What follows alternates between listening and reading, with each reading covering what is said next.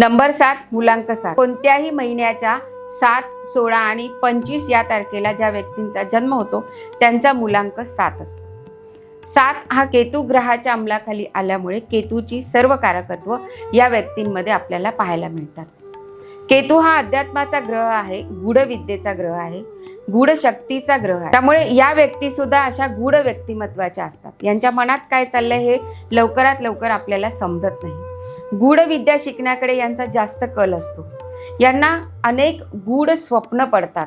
स्वप्नामध्ये अनेक दृष्टांत जी यांना दिसतात ती जास्तीत जास्त खरी होण्याची शक्यता असते। त्यामुळे गूढ विद्या, ज्योतिष, अंकशास्त्र किंवा जे भविष्य वर्तवण्याची क्षेत्र आहेत त्या क्षेत्रात या चांगली प्रगती करू शकतात। या व्यक्तींना प्रवासाची आवड असते, संगीताची आवड असते, कलेची आवड असते, चित्रकार चांगले होऊ शकतात, उत्तम चित्रकार होतात, उत्तम कलाकार होतात, सर्जनही हे चांगले होऊ शकतात। संशोधन वृत्ती सुद्धा यांच्याकडे चांगली दिसून येते, कारण यांना जे दिसतं ते इतरांना दिसत नाही अशी एक विद्या यांना प्राप्त झालेली असते। सांगायचं झालं तर प्रत्येक क्षेत्रात हे स्वतःचा ठसा उमटवतात। शुभ रंग आहे हिरवा, पिवळा आणि पांढरा।